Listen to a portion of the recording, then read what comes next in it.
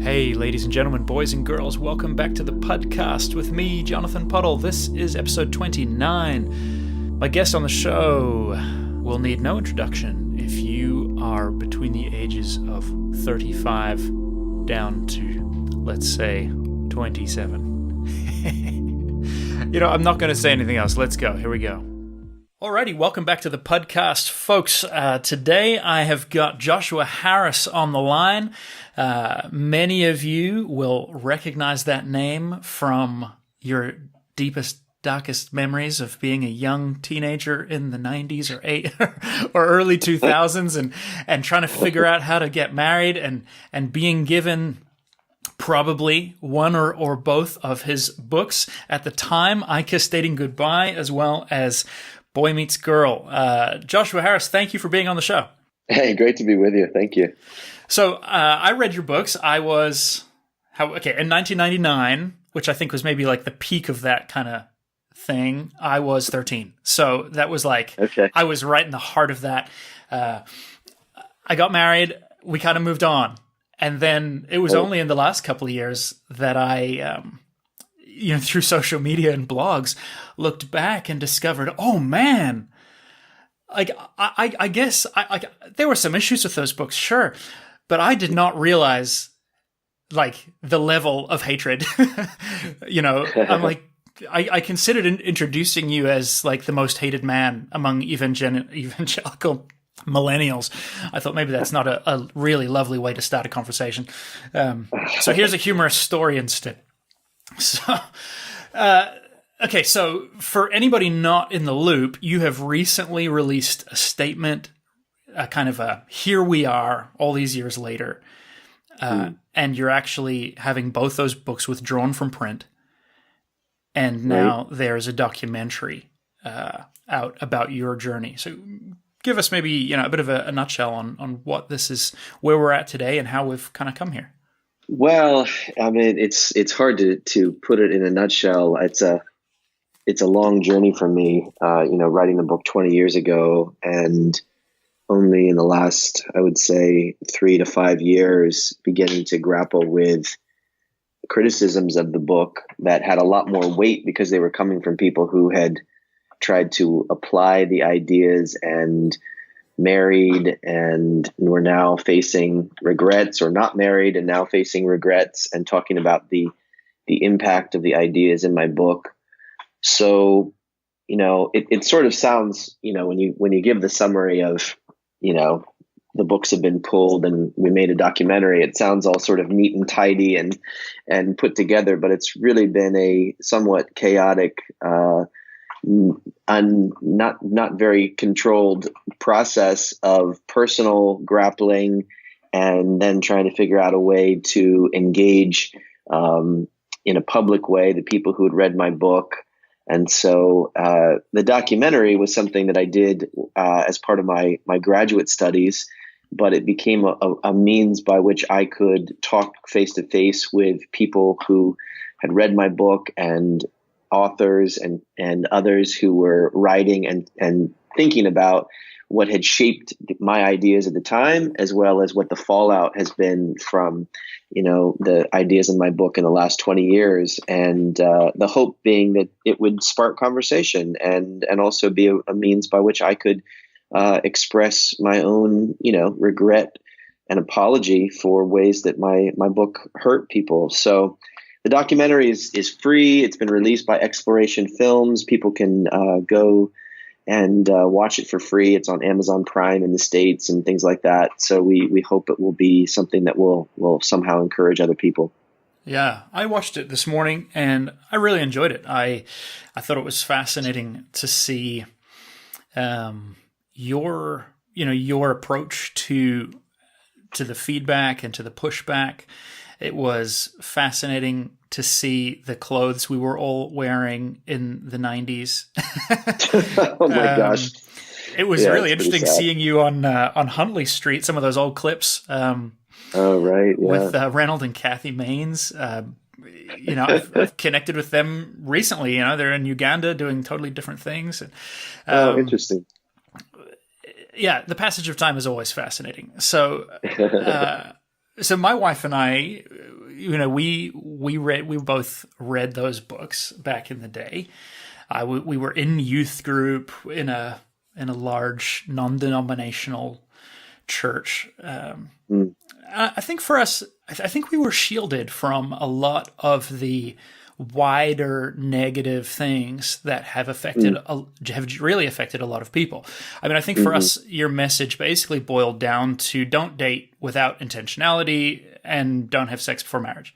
So for us, that was like, okay, like, no, I mean, I think we're both type A, outgoing eldest children, my wife and I. So it wasn't a huge problem for us to create relationships and to connect with the opposite sex. Now, I do say that in hindsight. At the time, I felt terrible as a young man. I felt terribly unable to talk to women, but I think that was more just my perception, because other people would be like, are you kidding me? Like, you have so many great relationships with girls. So I realized partly that's just my own lens on myself. But I think also we both came from a culture, especially I came from a culture that said, well, take the good and leave the bad. So we didn't have a problem kind of sifting out. Well, some of this sounds a bit heavy-handed, but at the same time, like, sure, you didn't take everything that I said as gospel. Yeah, I don't think we did, and I think generally the particular church culture that we were in was very non-legalistic, very grace-based, and quite Christocentric, and so we also generally weren't all dating promiscuously. We weren't all having sex, and we had a measure and understanding of grace. So for some of us, it was like, okay, cool. This is like a decent, maybe minor course correction or just a decent way of summing up a handful of useful things.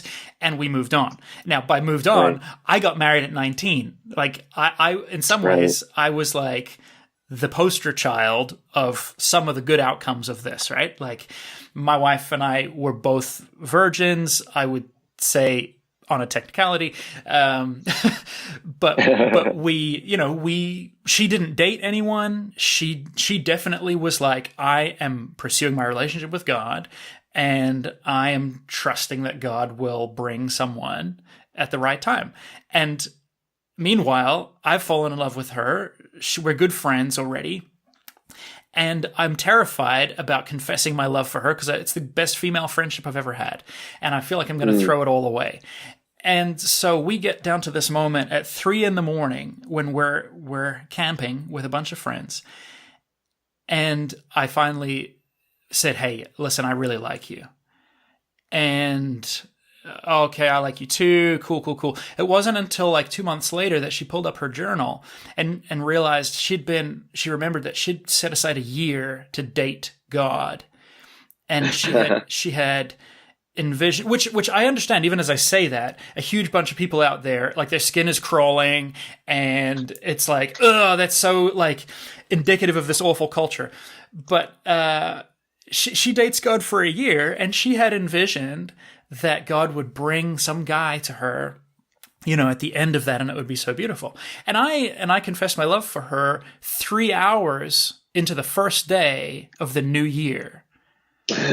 So from a spiritual, prophetic perspective, it lined up exactly to my wife's journey with the Lord. Now, interesting. Now, all that being said, every day from that moment onward was not the deal my wife thought she was getting. The man I was, the husband I turned out to be, the mental health issues that, like, definitely she was like, I have been sold a bill of goods that I did not think I was getting.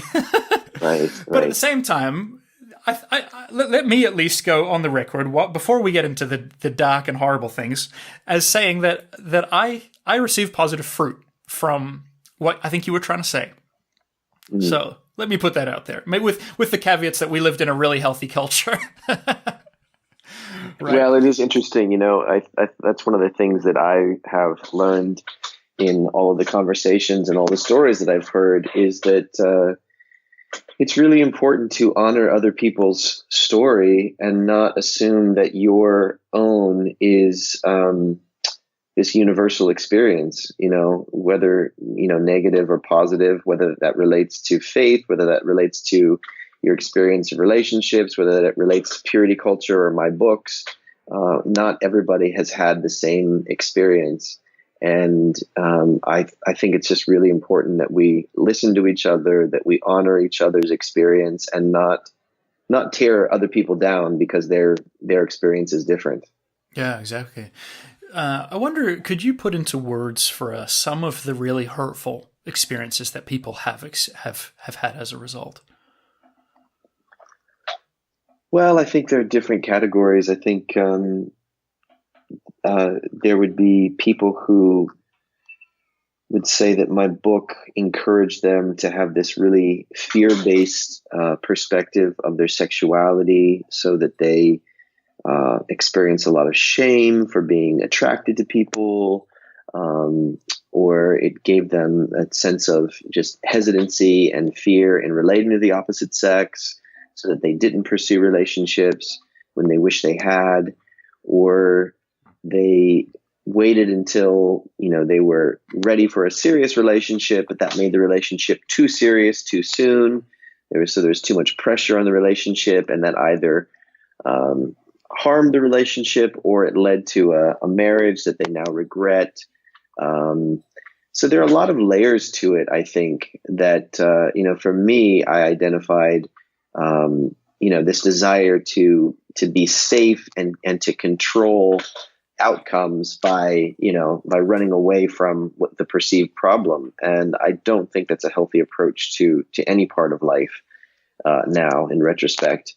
I have encountered people. I think originally I thought, well, my book wasn't perfect, but really the problem was when people forced it on other people. And there were many examples of that, pastors and parents and others kind of saying, this is how you should do things to other people.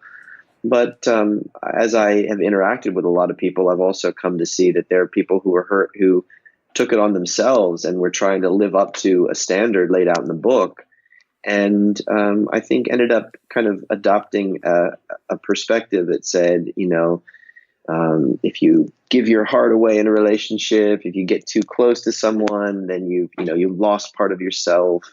You're less in some way because of that. And I don't think that that's a healthy perspective either. Yeah, of course. We felt like, because of this cultural value, it was like, oh, well, no one's having sex because we're not supposed to be having sex. And since getting married, we've discovered that we're in the small minority, I guess. Well, I would say we are in a minority of our large circle of relationships as we've traveled the world and got to know people, especially to both have been virgins. And at the end of the day, I think we end up saying, okay, well, so what? I'm glad that we hadn't had sexual partners, for sure. I'm glad that's good. That's good. But at the same time, I spent 6 years before marriage and probably 6 years after marriage addicted to hardcore porn. So at least I'm a virgin though. Like, right? Like, sure. Okay, well, I've brought all kinds of baggage into my marriage that my wife didn't realize she was going to have to choose how she was going to respond to. We've had friends who are, one was sexually promiscuous because they hadn't come to faith, or one had been abused, or one had been sex trafficked. And, then they've got to enter into a relationship, and ultimately they haven't been given a great set of tools to make that relationship work. Right. And I think that's been probably my most poignant takeaway from the whole movement, the whole culture, is looking now at the relationships after the fact and saying, good Lord, we spent so much time and energy focusing on dating right that none of us had any clue how to be married right, and how to go about the business of loving someone who's flawed because we had been holding out for someone who was flawless. I think that's well said. I think that's true. There's like this weird dichotomy where, and I discovered I was so guilty of this. It's like, as young men, especially our youth pastors, I don't know how widely this term was used, but it was very common in my culture, was the righteous fox. And we were all holding out for this righteous fox. And this pure, spotless, beautiful woman virgin was going to marry us and also somehow be an amazing sex goddess. And I realize now, I'm like, huh. And at the same time, we're telling all these women, wait for Mr. Right, wait for Mr. Right. But we haven't actually been equipping young men on how to love others selflessly, how to maturely lay down your own life like Christ loves the church. And so all these couples have just been thrown into marriage saying, well, okay, we followed all the rules, and here we are, and we are lost, totally lost. We've got friends who were dating since they were 14, courting since they were 14, which I remember you make fun of it. In I think in Boy Meets Girl, you're like, hold on, no, if you're 14, this doesn't apply to you. Like, stop. But either way, this couple's dating for years since they're teenagers, and they're married 6 months and they're divorced. Yeah. And they had nothing. They had no stable relational foundation. Do you think we're doing any better as a church, as communities, in equipping people for marriage? Like, what does your marriage journey look like? Yeah, I really have no idea how the church at large is doing in this. I mean, I hope that these conversations that are taking place, where some of the unhealthy ideas in my own writing and in that culture are being addressed, that there's something more healthy taking its place. And that's part of the reason that we did the documentary, is because we wanted to encourage conversation about this and reflection about this, and hopefully even some healing that would be taking place. But I am trying to stay far away from pontificating about how things should be done. And, I'm hopeful that there are lots of other people who will have more insight and be able to help, share helpful content. And we tried to spotlight those people in the documentary, a great writer named Deborah Fileta, and others who are writing books about what healthy dating looks like, and what it looks like to prepare for marriage. And I feel like she's an example of someone that's facilitating a lot of really good conversations among singles and engaged couples. Yeah. I really appreciated that. I enjoyed how there was a broad range of people interviewed from a fairly broad spectrum of Christianity, folks who would come from a Catholic tradition, folks from a more missional evangelical, some more progressive.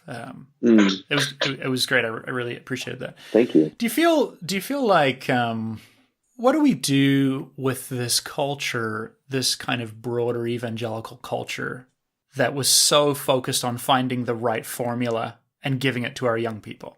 Because I think in a certain sense, yes, you've got to own up for words you said, but at the same time, I think you've been a scapegoat for this culture that told everyone what to do and how to behave and what was right, like this totally black and white, dualistic, fundamentalist Christian thing. What do we do with that? Yeah, that's a good question. I think that there aren't many moments where there's healthy evaluation and sort of the church taking stock of things.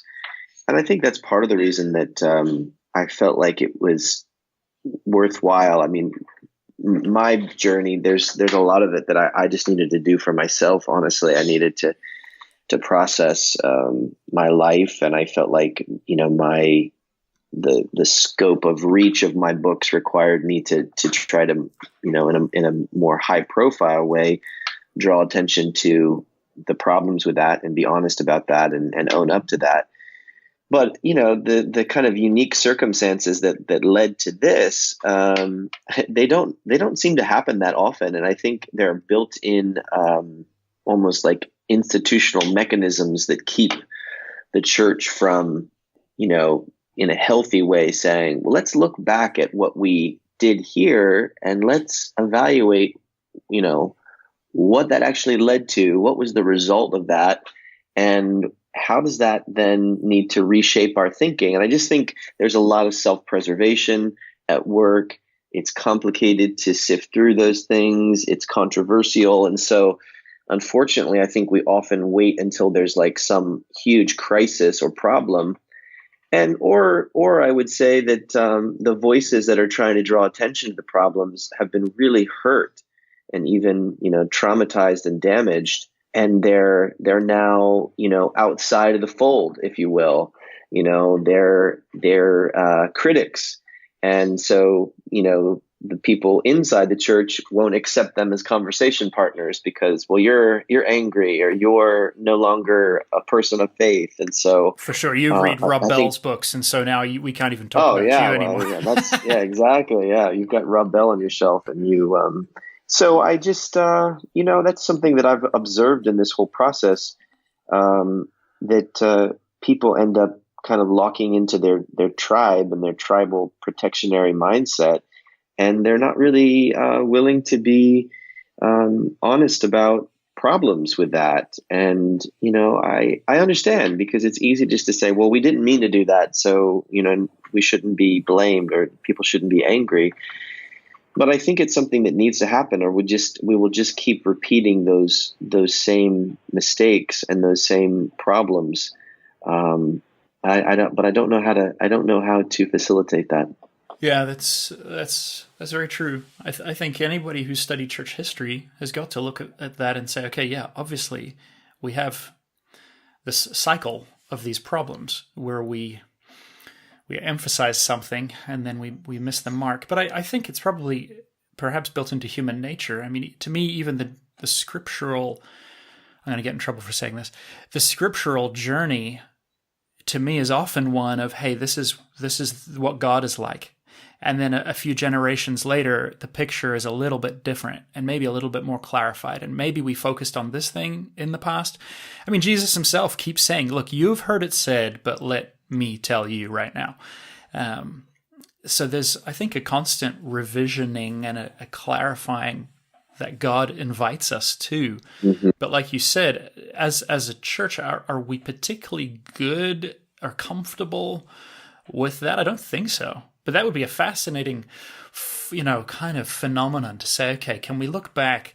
Can each of our tribes be encouraged to look back? Okay, what's gone on in evangelicalism? I mean, I'm within the charismatic world, so what's gone on? Okay, maybe we've been too focused on the end times. Okay, maybe we've been too focused on the significance of Israel, things that we should be thinking about, but maybe not at the expense of a Christocentric missional gospel. Which to me is I think what you're trying to pull out is why we need to listen to other voices. Why we need to say, okay, these people over here are okay. Can we listen to them and learn from them? Well, I think that's very, very true. That willingness to step outside of your kind of circles, if you will, different streams. I mean, I'm mixing my metaphors here, but I do think that we also need to look at just the role of money and power and, issues of control when we get into this evaluation, because I just think the church is often co-opted. I mean, I'm from the States, so this is maybe more in the United States, but even the issues of purity culture, there are definite connections between that and specific political agendas related to, policies about AIDS, policies about abortion, ways in which political parties want to create, constituencies and blocks of votes and those types of things that then influence the way the church is talking about certain things. And then I think you get into the issues of money when you get into, the books that are written and the conferences that are conducted and even churches and the finances that flow through churches, and how those things, without people even realizing it, are shaping massive movements within the church. And if we're not willing to kind of follow the money in that way, I don't know that we're going to be completely honest about the the influences and the motivations, and then the unhealthiness. Because I guarantee you that, there'll be something else that will be driving, the bestsellers lists in Christian books and Christian publishing. Evangelicalism just loves fads. We're very fad based, and we assume that that's a move of the Spirit, and I think there's always a little bit of the Spirit, hopefully. Yeah. But I think you then kind of the excesses and the kind of focus of it is often driven by mammon, I guess. Oh, for sure. That's a great way to sum it up. I mean, okay, if we look back, I was in publishing, so I can completely identify with that reality. I also ran a Christian bookstore, so I yeah. But it's like, I mean, in the last 10 years, I think probably the biggest standout would be what many people have begun to refer to as heaven tourism. And so it's like, okay, we've got all these near-death experiences, people who visited heaven or hell and have come back to tell the story. And so we have these semi-biblical accounts of people who have experienced life beyond and have come back to tell the story. And it's dressed up in language that's very like, it's kind of chick tract-ish, right? It's like, you guys need to get with God now because heaven is so wonderful and hell is so terrible. And but like you said, there's a lot of mammon behind this. There's a lot of, I mean, it's money, it's hegemony, it's control, it's telling people how to think. And is that maybe partly because we have a larger narrative that's actually quite escapist, because we are in pain and the world is falling apart, and we're either feeling guilty about our role in that, or we are terrified about what to do, or that it's going to happen to us, and we're just living in fear. So escapism sounds good. Control sounds good. Restricting the pain sounds good. And we're actually not really equipped still to do the hard work of taking up our cross each day and living in real, vulnerable, painful community. Right. So let's just read a book, and this is the new bestseller. Joshua Harris, victim of the hegemonic powers. Well, I when I look at my own life, part of what I have to grapple with is my, I've been complicit in these things. I wrote these books that sold, and it was a big part of supporting my family, and I think I hate to admit this, but probably it took me longer to grapple with the problems, because it was just unthinkable to shoot the thing that was such a big part of my identity, such a big part of my livelihood. That was definitely a difficult part of the process for me. And I think I also had to recognize that, I wanted all these things. People can be very, they can try to give me an out by saying, oh, well, he was only 21 and those types of things. But, I wanted the glory of it. I wanted to be a best-selling author. I wanted to reach all these people. And unfortunately I went out with a message that had some real flaws, and I'm grateful that it helped some people, but it also hurt people. And that's something I really regret. And our culture, held you up as an example of what it means to be godly and successful, right? And we have to acknowledge all those things. I'm really encouraged and blessed to hear that level of introspection from you. What is this journey then? Kind of, let's say at a macro level, you were your book got picked up, your multiple books, you're pastoring a church down in the States. Now you live in Canada. You mentioned your studies. What's the journey for Joshua Harris over these years? You've obviously raised your family as well, and tell us a bit about the silent years. Yeah, well, I moved to Vancouver, BC 3.5 years ago to attend Regent College, a graduate school of theology, and that was at a point where I was just really burnt out in ministry, weary from a lot of church politics and, failure on my own part. Our church dealt with a huge sex abuse scandal.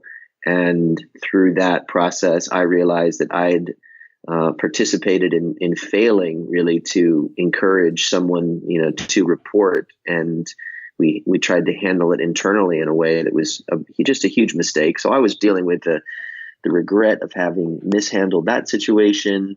And at a point where I just felt like, everything I've learned about leadership in the church and even so much of my Christian faith has been in one place and in one stream of the body of Christ. And I'm tired and I don't feel like I can keep doing this. And so decided to go to graduate school as a way to learn and hear other voices and just try to figure out where I was supposed to be in my life. And that's been a really difficult road for me, but also I think a healthy one for me to which ended up including this reevaluation of the book that I'm best known for, which was a big kind of symbol of me kind of grappling with my own story and my own journey. But I made a decision not to go back into pastoral ministry, which was a really hard one for me because I was dealing with other people's expectations and my own sense of, what it meant to be called by God. And am I somehow turning my back on my calling? But I'm really grateful that I went through that process. And now just running my own business here in Vancouver. I've got an 18, a 16-year-old and a 12-year-old. And I'm really appreciative that I'm living in Canada and kind of on a new chapter. That's so wonderful. Obviously, I have a vested interest. I bias towards Canada, so hooray! Good job, good job for coming to the light, my friend. Well, thanks for letting us in. I'm grateful. What does your spirituality look like today? To some people, like stating goodbye could be a metaphor for fundamentalist, black and white kind of secular, sacred. God says this and doesn't say this. What does your spiritual practice look like today? Yeah, I'm really at a place of, I think, wrestling and dealing with doubt in a way that I've never let myself do before. And I'm really trying to be honest about that and not feel the need to too quickly define or to jump into a different tribe or to become a spokesman for any particular perspective. And so I would say that I'm a little confused, but hopeful, I think is the way I would put it. I love that. That's good. That's a good answer, man. I think hopeful confusion and doubt have probably produced the best spiritual fruit in my life. That's encouraging. Who are you? Who do you learn from? And are there authors or people that have been helpful to you? Yeah, so I grew up my parents were missionaries in YWAM, and I kind of was a somewhat Baptist, somewhat Presbyterian, ended up in the charismatic church, and so then left the church. My wife and I moved abroad, and I took the opportunity to say, see ya, and we spent 10 years outside the institutional church. Really? And yeah, and it felt really terrible and rebellious, and then it felt really good. And somewhere along the line, I discovered that I still loved the Lord. And I desperately wanted to know God and to feel like God knew me. But I felt like so much of what I'd been given was machinery and was baggage that was actually holding me back from doing real spiritual life with God and doing real spiritual life from other believers. People would say, oh, you're not going to church. Are you forsaking the fellowship of believers? And I would say, you know what, man? Like, I've been in that building for so long, and I've seen very little fellowship. I've seen plenty of people actively forsaking the fellowship every Sunday morning. And so we started reading folks who were talking about house church and organic Christianity, and that was a good a good journey for us for a time. We discovered, I think, the real beauty of one anothering and of learning to bear with a small but vibrant community of people who were committed to one another, to just doing life in all of its messy, ugly ways. And then kind of at the high point of that, we moved back to Toronto, which was a surprise. We didn't see it coming. And I started reading more on church history and broadening my understanding of what it means to be a Christian, and I think broadening my horizons of orthodoxy, of saying, okay, there's people who have held to Orthodox Christianity for centuries, and they don't believe the same things about the Bible that I believe, or they don't believe the same things about the end times that I believe, or they don't believe any number of things that I believe. And am I confident enough to undermine the veracity and vibrancy of their faith? No, I no longer am. So I've begun reading Henry Nouwen and getting into some Catholic stuff. I've been reading N.T. Wright.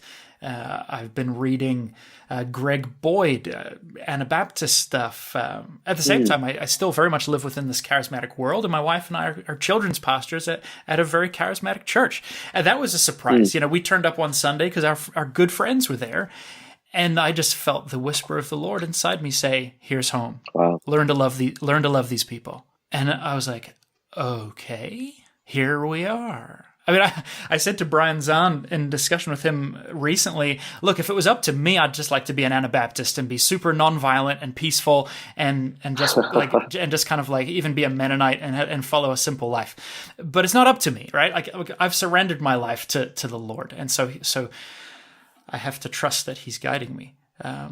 So I've been reading kind of really broadly, finding just different authors. I've been, even back into the evangelical world. I just read Lisa TerKeurst's latest book, It's Not Supposed to Be This Way, about her journey through her marriage, falling apart and gradually pursuing restoration and breast cancer. And this is someone within that world that could be labeled as a little black and white, who's having to wrestle with real suffering and pain. And some of the things she said in that book were some of the best things I've ever read on this topic of suffering. And I've read St. John of the Cross. I've read Dark Night of the Soul. So I really resonated when you were saying about reading and listening and learning to others, because that's totally been the fruit. I love that you interviewed Deb Hirsch, because Alan Hirsch and those guys, they're fascinating to me. Their pursuit of missional kind of integrated spirituality, I think, is beautiful and is one of the ways forward for the evangelical church. Oh, that's so good. I appreciate you sharing that with me. Cool. I really have enjoyed this this discussion. I know I've probably said a lot more than I normally do in an interview, but I think somehow, Joshua, I'm hearing from you a humility and an unwillingness to be the white male with the important opinion. And I think that's good. I think that's important. I think us white males have to interface with that, right? What is our role in this culture? Where do we sit quietly and listen? Well, I think there are a lot of people that would disagree with that perspective and would prefer that I not have made this documentary and just sit down and shut up. So there's definitely a mixed opinion about that. But I do want to really be in a season of listening and learning, and this documentary is really just my attempt to say this is what I've seen about what I've gotten wrong, and here's a conversation that I think other people need to have, and hear other voices. And I'd like to just fade into anonymity and step out of this spotlight as quickly as possible. You see, okay, then let me since I've still got you, I'm going to force this issue, because it is I feel like we can't have it both ways as a culture. What everybody's going to say is Joshua Harris should apologize for these awful things that he's said and done. And so Joshua Harris makes a documentary and releases a statement, and now we all say, look at him exercising his white male privilege and releasing this documentary and getting back up on his soapbox, and it's just all about him. And I've seen those tweets, and I think we've got to do better than that. Like, as a whole culture, like, we can demand that Joshua Harris disappear from the spotlight, but we'll also be here saying he should never publish those books in the first place. So he comes out and releases a statement, and we can't be happy with it. And I reject that silliness. I think that we've got to have room for this kind of dialogue, and for people like you to come out and, public crime or whatever, public apology. And I think, to me personally, hearing the way you talk about this, I think you're completely sincere. So I'm glad for my part that you've gone on this journey, that you've shared with all of us. And I'm glad that you're saying at the same time, okay, let's just quietly disappear and take care of my family, and like, this is life. Let's get back to the realness of like hands in the dirt, loving people. Social media is so weird. Well, there are a lot of voices, and it's important for people to be able to voice their thoughts and perspectives. I've been given that opportunity, so I can't begrudge other people having that opportunity. Joshua, where can people find out about the documentary and the statement that you issued? It's all available, or can be linked to on my personal site, which is joshharris.com. And they can find a link to the film, which they can watch for free. And the statement is also on there as well. So thanks for making the time for us and for sharing this journey, Joshua. Appreciate it. Great talking with you, Jonathan. Thank you. You've been listening to the Puddcast with me, Jonathan Puddle. Thank you for tuning in. The Puddcast is a weekly show featuring interviews, lots of interviews, with people I find to talk to. What do we talk about? Life, God, things that matter. I'm a children's pastor, a writer, and a business consultant, but my passion is to help people live in a higher level of freedom and to love others at a higher standard of love. So who have I had on the show? I've had famous Bible teachers, leaders of megachurch ministries, local worship leaders, Olympians, DJs, evangelists, community workers, authors, all kinds of folks. Moms and dads, people like you. Head over to jonathanpuddle.com/puddcast or podcast, and you'll see all of the past episodes. You can also read my blog, jump on the mailing list. Find me on social media at Jonathan Puddle. See you next week.